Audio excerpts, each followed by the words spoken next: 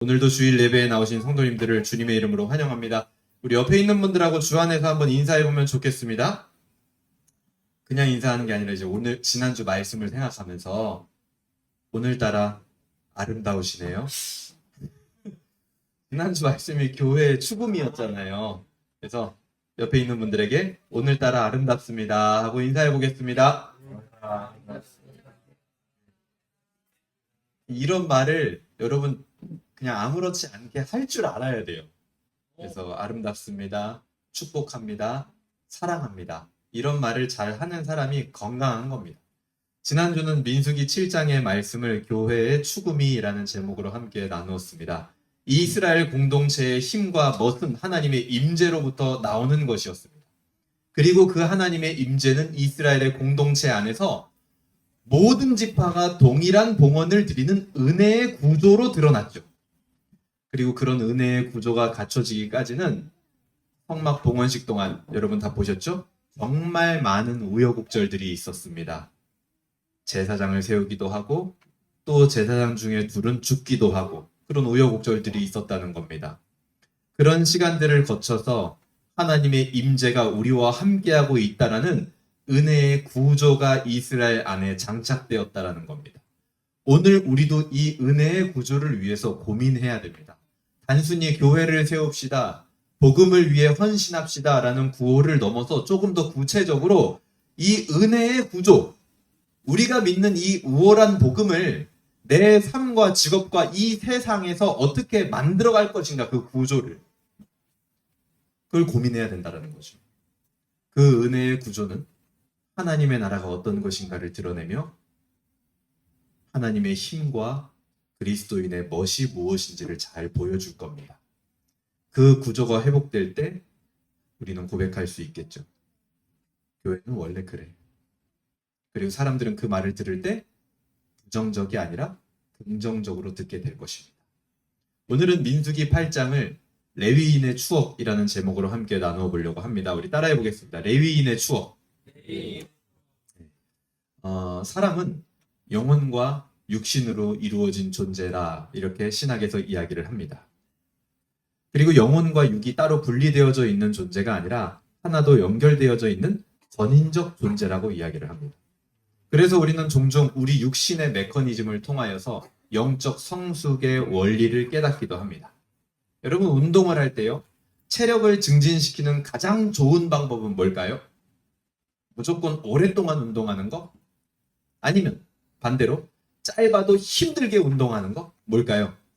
가장 좋은 것은 고강도 운동과 휴식을 그 운동하는 동안 적절하게 배합하는 겁니다.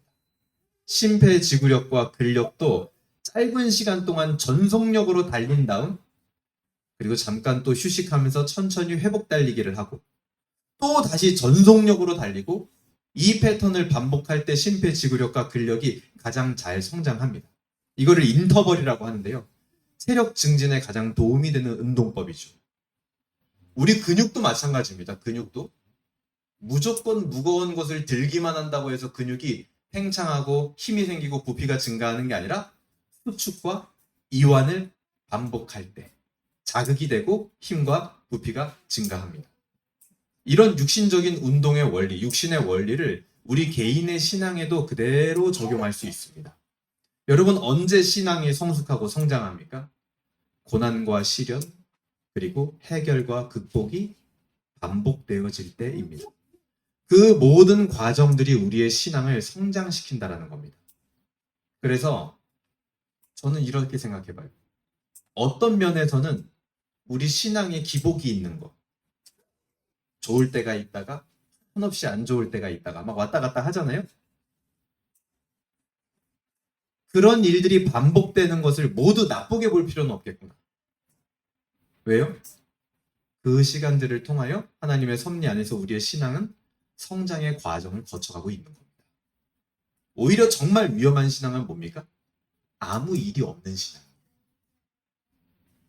잘 될 때는 한없이 좋다. 또 안 될 때는 한없이 낭망했다가 그 과정들을 겪어가면서 내 신앙이 성장한다는 거죠. 개인만 그러겠습니까? 우리 신앙 공동체인 교회도 동일합니다. 교회는 언제 성장하고 성숙합니까? 고난과 시련, 해결과 극복이 반복되어질 때. 마찬가지 성장하고 성숙합니다. 그렇게 공동체도 성장하고 성숙합니다. 지난주에 이스라엘 공동체가 세워져가는 과정 속에 성막 복원식을 하는 12일 동안에 제물을 바치는 신나는 날도 있었지만 나답과 아비후라는 제사장이 죽는 일도 있었던 것처럼 그런 일들이 반복되어져 가면서 이스라엘 공동체가 세워져 갔죠. 오늘날의 교회도 마찬가지라는 겁니다. 그런 면에서 우리 모두는 성화되고 있다 이렇게 얘기할 수 있을 것 같아요. 그리고 우리 공동체도 마찬가지 성숙하고 성장되어지고 있다 이렇게 얘기할 수 있을 것 같습니다.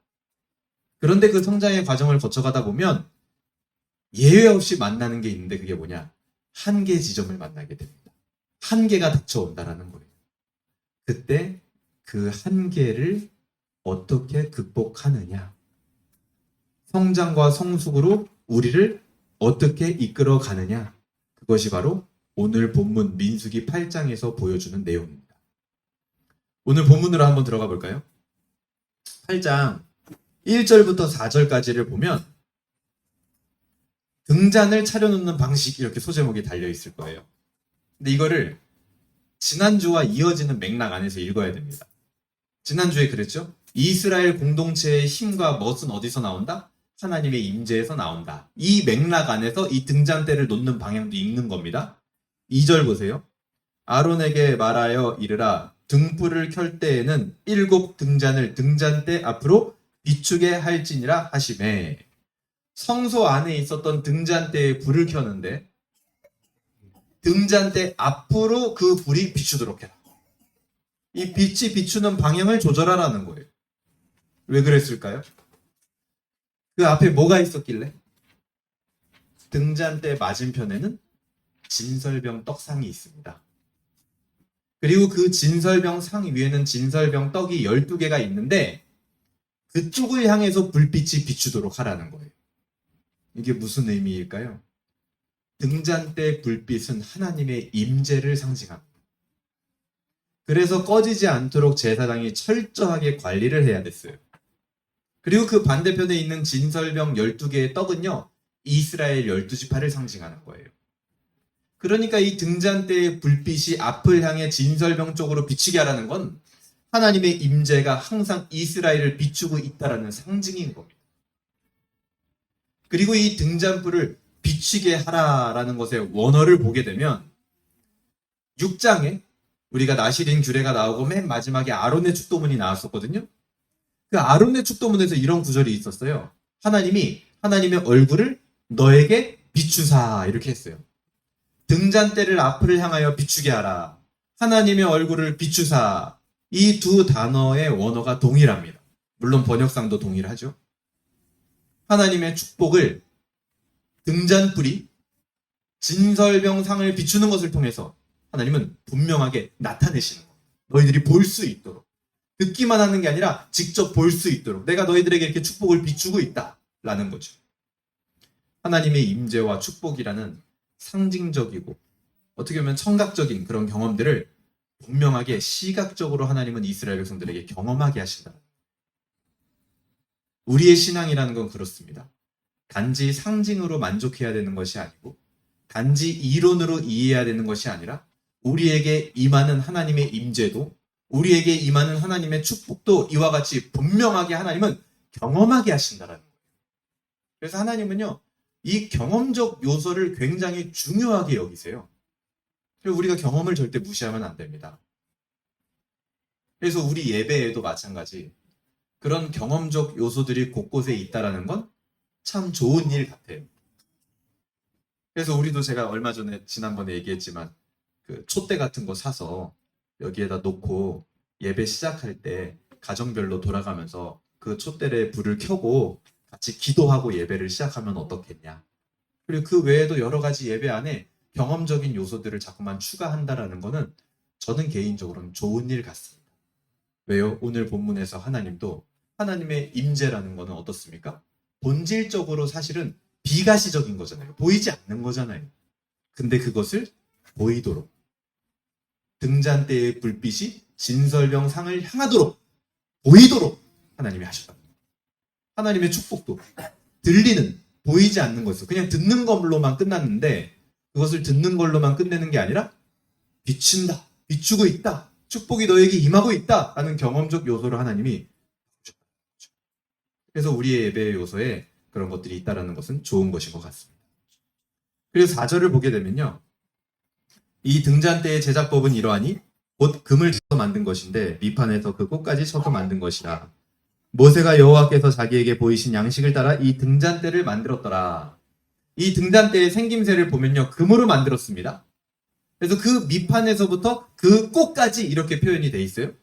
등잔대에는 나무와 꽃 문양이 있었던 것인데 이게 뭘 상징하냐면 생명력을 상징하는 거예요. 앞에 거랑 연결해 볼까요? 즉 하나님의 임재로부터 나오는 능력, 하나님의 임재가 이스라엘을 비추고 있다고 했을 때 그 빛의 능력이 무엇이냐? 바로 이 생명력이라는 거죠. 하나님이 우리에게 경험하게 해주시는 하나님의 임재의 능력이 바로 이것입니다. 하나님은 우리에게 생명력을 보여주신다는 거예요. 이것이 바로 이스라엘 공동체의 힘의 근원이고 우리 신앙생활의 힘의 근원입니다. 하나님은 분명하게 생명력을 우리에게 보여주시는 분이다라고 오늘 첫 번째 단락에서 이야기하고 있는 겁니다. 그리고 나서 5절부터 22절까지는요. 오늘 이 민수기 8장의 핵심적인 내용이라고 할 수 있는 레위인을 하나님께 드리는 봉헌식이 등장하게 됩니다. 이 봉헌 절차, 레위인을 하나님 앞에 올려드리는 봉헌 절차는 첫 번째 정결 의식을 거치고 그 다음에 안수식을 하고 그 다음에는요. 흔들어서 드리는 과정을 거쳐요. 그리고 그 다음에는 마지막 제사. 이 4단계의 순서로 진행이 됩니다. 6절에 보게 되면 이스라엘 자손 중에서 레위인을 데려다가 정결하게 하라 하면서 정결 의식이 먼저 시작이 되죠. 그 정결 의식 안에도 보면은 4단계의 의식을 거치게 됩니다. 7절에 보세요. 너는 이같이 하여 그들을 정결하게 하되 곧 속죄의 물을 그들에게 뿌리고 그들에게 그들의 전신을 삭도로 밀게 하고 그 의복을 빨게 하여 몸을 정결하게 하고 하면서 총 4단계의 의식을 거치는 거예요. 여기 마지막에 나와 있는 몸을 정결하게 하고는요. 몸을 씻는 겁니다. 속죄의 물을 뿌리고 전신에 털을 다 밀고 의복을 빨고 몸을 씻습니다. 그리고 나서 8절에 보면요. 또 그들에게 숫송아지 한 마리를 번제물로 기름 섞은 고운 가루를 소제물로 가져오게 하고 그 외에 너는 또 숫송아지 한 마리를 속죄제물로 가져오고 하면서 이따가 제사 드릴 때 필요한 제물들을 준비를 해놓습니다. 그리고 몸을 씻고 이제 제물을 준비해 두었으면 다음은요. 안수의 단계로 넘어갑니다. 이때 이 안수식은요. 이스라엘 온 회중이 함께하는 과정이에요. 보세요. 9절에 레위인을 회막 앞에 나오게 하고 이스라엘 자손의 온 회중을 모으고 레위인을 여호와 앞에 나오게 하고 이스라엘 자손이 그들에게 안수하게 한 후에 하면서 다 이스라엘 모든 회중들이 와가지고 회막 앞에 서 있는 레위인들에게 다 안수를 하는 거예요. 장관이었겠죠, 굉장히. 그렇게 안수식이 시작이 됩니다. 그러고 나서 그 안수를 하고 나면요. 11절. 아론이 이스라엘 자손을 위하여 레위인을 흔들어 바치는 제물로 여호와 앞에 드릴지니 이렇게. 아론이요. 레위인을 흔들어서 바친대요. 이걸 이제 요제라고 하는데 어떻게 흔들어서 바쳤을까? 저는 이 제물을 드릴 때, 고기를 드릴 때 흔들어서 바친다고 하면 그냥 고기를 이렇게 흔들어서 바쳤나 보다 했는데 사람을, 레위인을 어떻게 흔들어서 바쳤을까? 그렇게 막 흔드는 걸까요? 미스테리죠. 의문입니다. 어쨌든 레위인을 흔들어 바치는데 이 흔들어 바치는 것의 의미가 중요해요. 이게 뭐냐면 하나님에게 바쳐진 제물 중에서 하나님이 제사장 몫으로 주시는 게 있습니다. 그거를 표시할 때 흔들어 바친다 이렇게 얘기를 해요. 예를 들어서 고기를 바칠 때도 하나님 앞에 다 바쳐요 기본적으로. 근데 그 중에서 제사장 몫으로 주시는 게 있어요. 그거를 표시하는 행위가 뭐냐? 흔들어 바친다. 그걸 요제라고도 합니다. 레위인도 마찬가지입니다. 하나님께 바쳐지지만 하나님이 그 레위인을 데려가시는 게 아니라 제사장의 일을 돕기 위해 제사장에게 다시 주어진단 말이에요. 그래서 레위인을 흔들어 바친다 이렇게 표현하고 있는 거예요. 그리고 나서 마지막 단계로 레위인이 자기가 준비한 이 제물인 소의 안수를 하게 됩니다. 12절 보세요. 레위인으로 숫송아지들의 머리에 안수하게 하고 내가 그 하나는 속죄제물로 하나는 번제물로 여호와께 드려 레위인을 속죄하고. 그렇게 제사를 드린 뒤에 레위인 봉헌식이 마쳐지게 됩니다. 16절을 보세요. 그들은 이스라엘 자손 중에서 내게 온전히 드림받은 자라. 이스라엘 자손 중 곧 모든 초태생 곧 모든 처음 태어난 자 대신 내가 그들을 취하였나니. 레위인은요, 이스라엘 전체 공동체를 대신해서 하나님 앞에 바쳐진 사람들이었습니다. 그리고 하나님 것이었지만 다시 또 공동체를 위하여 주어진 사람들, 그 사람들이 레위인들이었다. 이렇게 오늘 성경이 이야기를 합니다. 이렇게 레위인 봉헌식을 하고 나면 이스라엘 공동체에는 그럼 어떤 결과가 주어지느냐? 19절에 보세요. 내가 이스라엘 자손 중에서 레위인을 취하여 그들을 아론과 그의 아들들에게 주어 그들로 회막에서 이스라엘 자손을 대신하여 봉사하게 하며. 그래서 첫 번째는 회막에서 이들이 이스라엘 자손을 대신하여 일을 합니다. 그리고 또 이스라엘 자손을 위하여 속죄하게 하였나니. 그리고 이스라엘 자손을 대신하여 속죄하는 일도 하는 거예요. 그리고 이는 이스라엘 자손이 성소에 가까이 할 때에 그들 중에 재앙이 없게 하려 하였습니다. 이스라엘 자손이 성소에 가까이 올 때 재앙이 당하지 않도록 완충 역할을 해주는 게 바로 이 레위인의 역할이었고, 그 레위인을 지금 봉헌한 거고, 그 봉헌한 결과가 이렇게 주어지는 겁니다. 이스라엘 자손을 대신하여 일을 하고, 이스라엘 자손이 속죄하게 하고, 그리고 또 성소에 가까이 올 때 재앙을 당하지 않게 하는 거. 하나님은 이런 레위인의 헌신을 통해서 이스라엘이 은혜를 입도록 하셨다라는 겁니다. 물론 은혜는 하나님이 주시죠. 하지만 하나님은 레위인들을 통해서 주신다. 어떤 자들의 헌신과 노력을 통해서 공동체가 은혜 받도록 하시는 것. 그게 하나님의 방식입니다. 그러니 어떤 공동체 안에 이런 레위인과 같은 하나님 앞에 바쳐진 헌신자들이 있다? 그것은 매우 복된 일이죠. 공동체는 이런 헌신자들을 통해서 은혜를 누려야 될 연약한 자들의 안식처가 되어져 갈 수 있는 겁니다. 그리고 만약에 공동체가 이런 헌신자들로 가득 찬다! 그럼 어떻게 되겠습니까? 그 순간부터 헌신으로 인한 그 하나님의 은혜는 외부로 흘러가게 되는 거죠. 그래서 이 세상의 은혜의 구조를 만들어내게 되고 복음이 얼마나 매력적이고 절묘하고 수준이 높은지가 보여지게 되는 겁니다. 여러분, 우리 공동체가 그런 공동체가 되기를 기대하고 기도할 수 있기를 바랍니다. 그리고 나서 23절부터 26절까지는 레위인이 몇 살까지 사역을 하는지에 대해서 이야기를 하는데요. 24절 보세요. 레위인은 이같이 할지니 곧 25세 이상으로 회막에 들어가서 복무하고 봉사할 것이요 50세부터는 그 일을 쉬어 봉사하지 아니할 것이나. 오늘 본문에서 레위인은 25세부터 50세까지가 사역에 합당한 연령으로 가이드를 하고 있습니다. 그런데 민수기나 레위기 다른 본문들을 보면 레위인의 직무가 30세부터라는 본문들이 분명히 있어요. 그래서 이거를 어떻게 볼 것인가? 정확한 답이 성경에 안 나옵니다. 왜 그렇게 다른지. 그런데 다만 여러 해석 중에 랍비들의 전통을 살펴보게 되면요, 이렇게 얘기를 해요. 레위인들이 본격적인 사역을 하는 건 30세부터가 맞지만 이 일 자체가 워낙 중요한 일이고 숙련도가 필요한 일이었단 말이에요. 왜냐? 잘못했다가 까딱 죽을 수도 있는 일이었거든요. 거룩을 다루는 일이기 때문에. 그래서 25세부터는 뭘 하는 거예요? 연습을 하는 거예요. 인턴십을 하는 거예요. 그래서 한 5년 정도 인턴십을 하고 나서 본격적으로 30세부터 본 업무를 맡게 되었을 거다라는 랍비들의 전통적인 해석이 있습니다. 그럴듯하죠. 제가 볼 땐 그럴듯합니다. 여러 해석 중에. 예를 들어서 여기서도 지금 보면은 50세에 은퇴를 해야 된다고 하는데 그때 사역 일선에서 물러나고 나서도 26절에 보면 이렇게 말해요. 50세부터는 그 일을 쉬는데 26절에 보세요.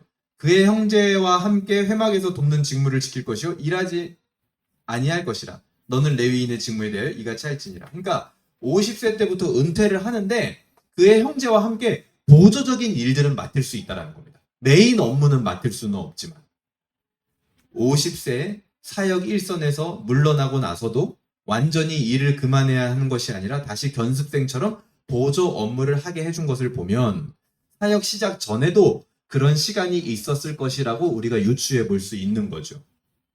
중요한 것은 오늘 이 마지막 본문에서 하나님은 레위인들, 그러니까 평생 하나님 앞에 헌신한 자들에게 뭘 주고 싶어 하신다? 안식, 쉼을 주고 싶어 하신다. 때로 우리가 신앙생활을 하다 보면 열과 성을 다해서 정말 짐 빠지도록 살지 않으면 마치 죄를 짓는 것 같은 느낌을 받을 때가 많이 있습니다. 특히 현대 사회가 그렇죠.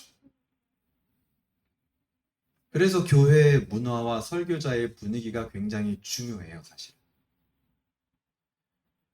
이론적으로 그렇게 설교하지 않고 그렇게 가르치지 않아도 교회의 문화나 설교자의 뉘앙스에서 그런 것들이 묻어나온다면 청중들은 그 문화와 설교를 통해서 하나님을 인식하게 되기 때문에 조심해야 되는 겁니다. 오늘 본문에 나온 하나님은 어떤 분이십니까? 헌신한 그 백성들에게 쉼을 주시는 분입니다. 백성들을 노예처럼 부려먹는 왕이 아닙니다. 쉴 때도 안식할 때도 함께 하시는 왕이 바로 하나님이세요. 하나님은요, 홀리위크도 주십니다. 우리 이번 주 홀리위크잖아요. 그렇죠? 금요 기도회도 없습니다. 목요일 양육도 없습니다. 아무것도 모이지 않습니다. 주일 예배만 있습니다. 분기별로 한 번씩 홀리위크를 하잖아요. 왜요? 하나님은 우리에게 쉼을 주시는 분이에요. 오늘 저녁에는 홀리나잇 같이 음악을 들으며 쉬는 거죠.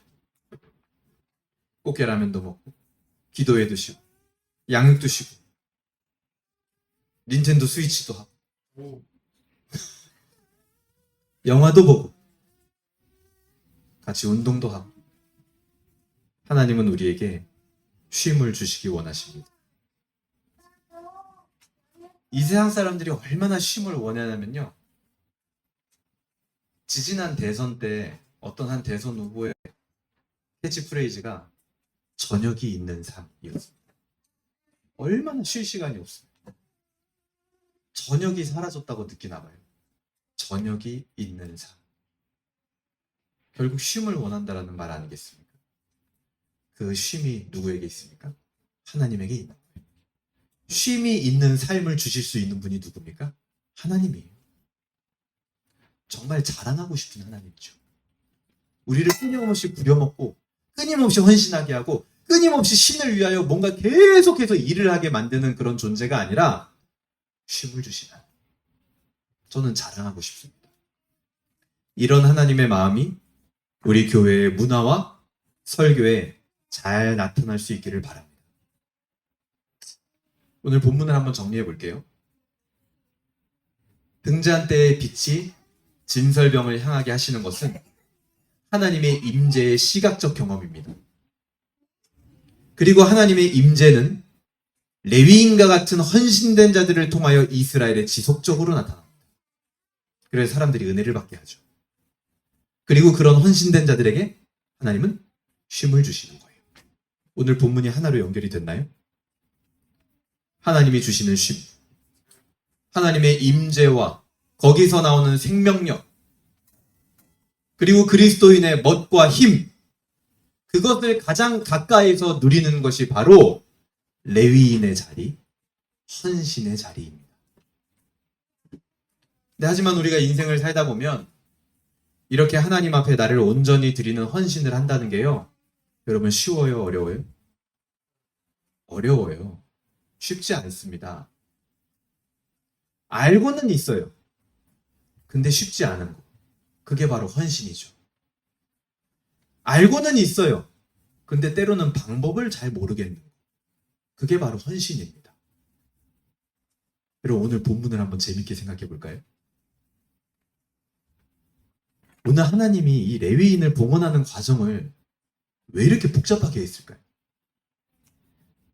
어차피 레위인은 진짜 제물 고기처럼 제단에 바쳐가지고 하나님 앞에 드리는 게 아니잖아요. 다시 이스라엘 공동체를 위하여 주어지잖아요. 그런데 왜 이렇게 복잡한 절차를 두었느냐 말이에요.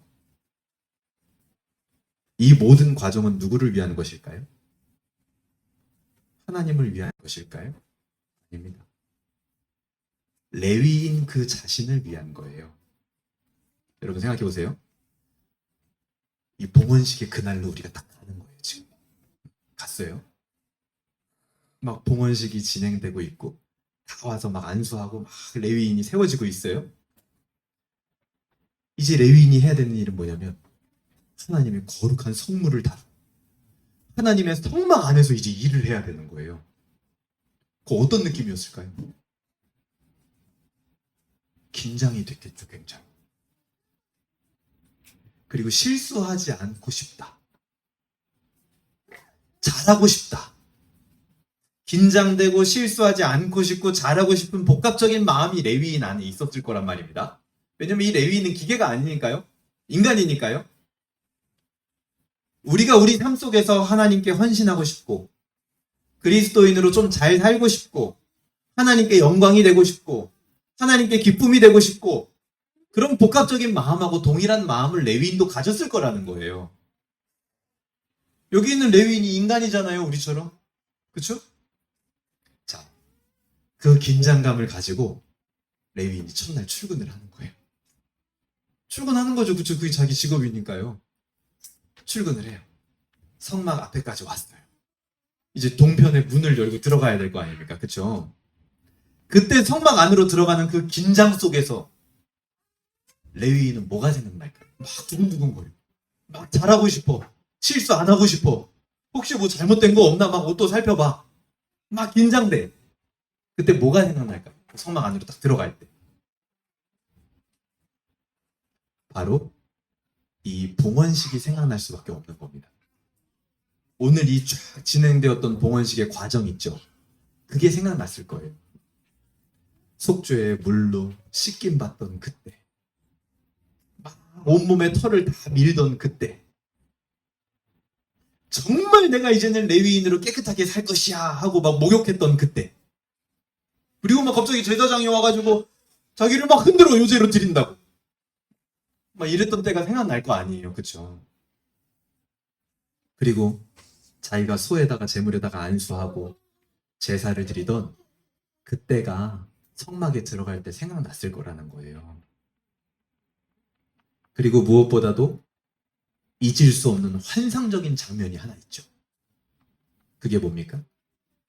이스라엘 온 회중이 다 모여서 자기에게 안수해 줄 때. 그거 어떻게 잊겠습니까? 그렇죠? 자신에게 모든 회중이 자신을 위하여 함께하던 그 시간을 어떻게 잊을 수 있겠냐는 거예요. 자신이 이스라엘의 대표성을 띠는 그 시간. 아마 성막으로 처음 들어가는 그날 레위인은요. 봉헌식의 그때가 생각났을 겁니다. 그리고 그 추억은 레위인의 기억 속에 평생 간직되었을 거예요. 우리는 우리 일이 아니니까 그냥 읽고 넘어갈지는 몰라도 레위인에게는 절대 잊을 수 없는 일이었을 거라고요. 여러분, 이렇게 한 사람의 헌신자, 한 사람의 레위인을 세우는 것은 바로 공동체입니다. 공동체. 공동체가 세우는 거예요. 그렇게 공동체를 통해서 성별되고 헌신된 레위인이 세워지는 겁니다. 공동체에 대한 이런 기억을 가진 사람, 그 따뜻함과 사랑을 맛본 사람, 그가 하나님의 일을 하게 되는 거예요. 그가 삶에서 하나님께 헌신하는 헌신자가 되는 겁니다. 여러분, 하나님께 헌신하는 삶은요, 이론이 아닙니다. 이런 따뜻함에 대한 경험에서 나오는 거예요. 거기서 등잔대가 진설병을 비추듯 하나님의 임재와 생명의 능력을 공동체를 통해서 경험하게 되는 겁니다. 이런 레위인의 모습은 마치 세상에서 하나님의 일을 하려는 우리와 똑같습니다. 아까도 말씀드렸지만 어떻게든 잘하고 싶죠. 그리스도인으로서. 어떤 일 앞에서 때로는 두렵고 떨리고 어떻게 하면 이 일을 통해서 하나님이 영광 받으실까 막 고민하고 어떻게 해야 되는지 도무지 모르겠는 때도 분명히 있습니다. 그런데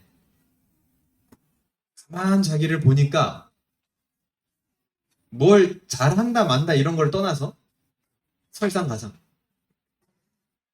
나한테 흠이 있다는 걸 발견하게 되죠. 정결하지 못한 나를 발견하게 되는 것.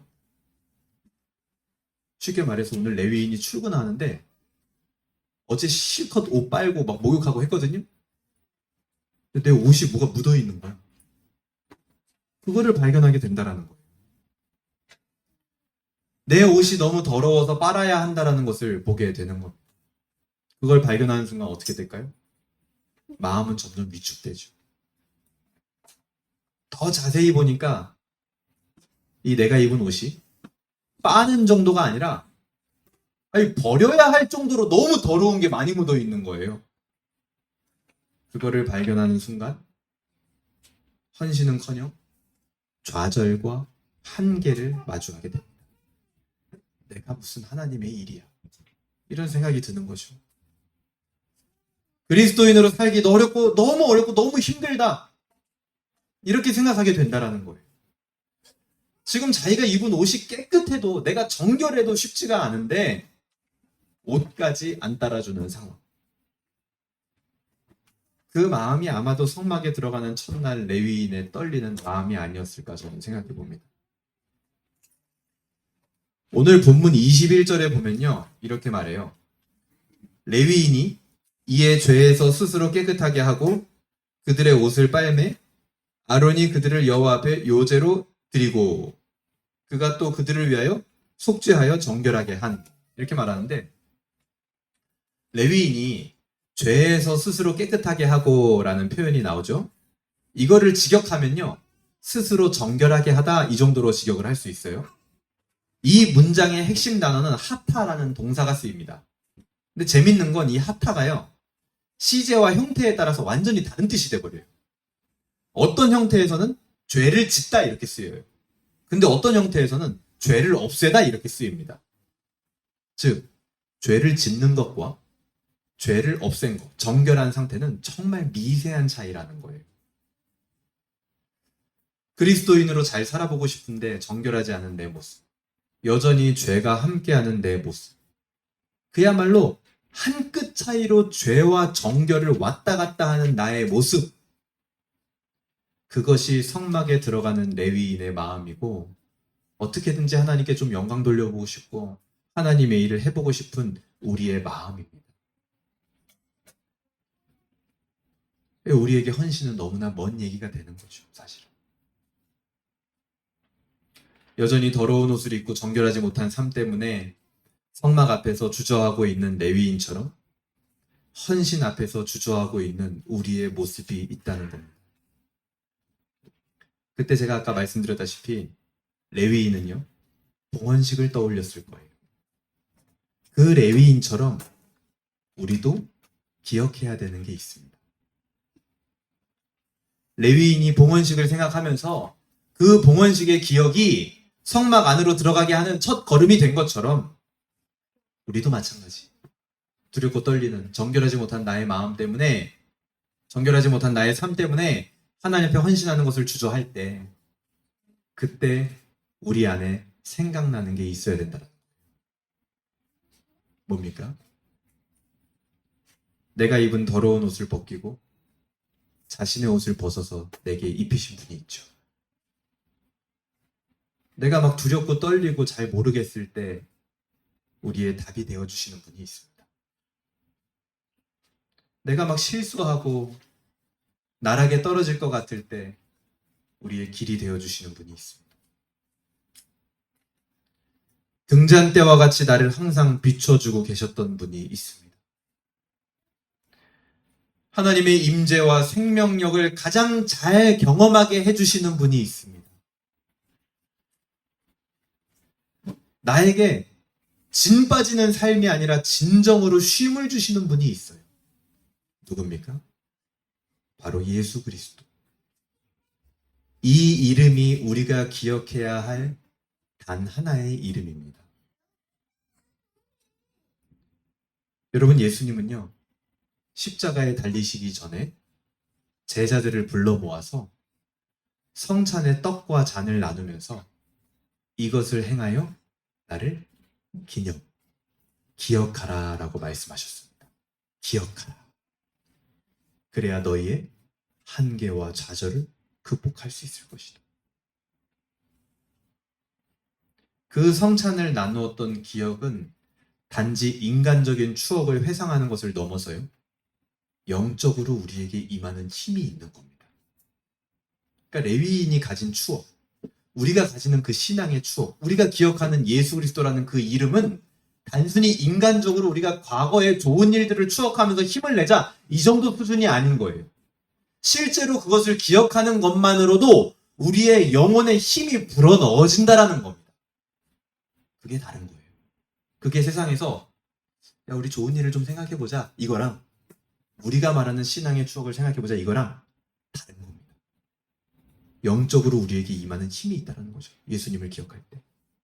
복음을 기억하는 것, 예수님을 기억하는 것은 실제로 우리의 힘이 됩니다. 그래서 우리가 성찬식을 할 때도 성찬식에 대한 신학 이론이 여러 가지가 있습니다. 로마 가톨릭에서는 화채설, 성찬의 떡이 진짜 예수님의 몸이다, 이렇게 가르치죠. 근데 굉장히 과도한 가르침이죠. 잘못됐죠. 그 다음에 공제설도 있습니다. 그것 자체가 예수님의 몸이 아니라 예수님의 몸과 떡이 반반 이렇게 섞여 있는 거다. 이것도 잘못된 가르침이죠. 만약에 거기 예수님의 몸이 있는 거라면 그럼 영원히 부패하지 않고 계속 우리와 함께 할 수 있어야 되는데 사실은 그 떡은 썩잖아요. 화채설과 공제설은 둘 다 잘못된 거. 그러다가 나중에 나온 게 기념설이에요. 기념설. 이것을 기념하라 하셨으니까 상징적인 의미로 우리가 기념만 하면 된다. 그건요, 세상에서 말하는 추억을 생각하는 거랑 별 다를 게 없는 거예요. 그러다가 마지막에 나와지는 게 뭡니까? 영적 임재설이. 이 성찬을 할 때 이 떡이 예수님의 몸은 아니지만 그 떡을 먹는 때는 행위를 할 때 우리에게 영적으로 실제로 예수님의 힘과 사랑과 은혜가 임한다라는 거예요. 그래서 우리는 성찬을요, 자주 해야 됩니다. 기쁜 일인 거예요. 힘이 되는 일인 겁니다. 그게 바로 복음을 기억한다, 예수님을 기억한다라는 것의 의미예요. 그 예수 그리스도의 마음이 무엇을 통해서 이 땅에서 나타납니까? 바로 교회입니다. 교회는 그런 곳이고 그런 곳이 되어져 가야 합니다. 죄인들이 모여서 헌신자가 되는 신앙의 추억을 만들어가는 것. 오늘 말씀을 어떻게 적용할 수 있을까요? 첫 번째, 여러분, 내가 동참하고 만들어가야 할 신앙의 추억은 무엇인가 한번 생각해 보시길 바랍니다. 그 기억들이 나에게도 쌓여서 나를 헌신자로 만들어갈 것입니다. 그리고 두 번째, 모든 이스라엘 회중이 레위인에게 안수하듯 내가 세워가야 할 한 사람의 헌신자는 누구인가 한번 생각해 보셨으면 좋겠어요. 그를 위하여 옷도 빨고 안수하는 그 봉헌식의 기억을 우리가 만들어갈 수 있다면 참 좋지 않을까. 그 기억을 만나는 곳이 바로 교회입니다. 마지막 세 번째로, 세상에서 우리가 헌신자로 살아가려고 할 때 분명히 난관을 만나게 될 겁니다. 레위인이 성막 문을 열고 들어갈 때처럼, 우리가 마치 첫 출근할 때처럼, 우리가 마치 처음 하나님께 영광을 돌리고 싶고 어떤 일들을 준비할 때처럼 난관을 만날 거예요. 한계를 만날 겁니다. 그때 우리가 해야 되는 건 뭐냐면 예수 그리스도와 교회의 추억을 기억하시기 바랍니다. 과거에 좋은 생각해가지고 나를 세뇌시키고 암시하자, 이게 아니에요. 그 기억 자체가 우리 영혼에 주는 힘이 있다라는 거예요. 이번 한 주도 내가 세상에서 헌신자로 살아가려고 할 때 한계와 난관을 만날 겁니다. 그때요, 기억하세요. 아, 내가 교회에서 만난 이런 추억들이 있었지. 내가 예수 그리스도와 함께 했던 이런 신앙의 기억들이 있었지. 나를 위해 함께 울고 웃는 교회가 있다라는 것. 그것을 생각하시기 바랍니다. 그 기억이 우리의 힘이 될 것입니다. 오늘 말씀이 우리에게 주는 소망과 비전은 무엇입니까?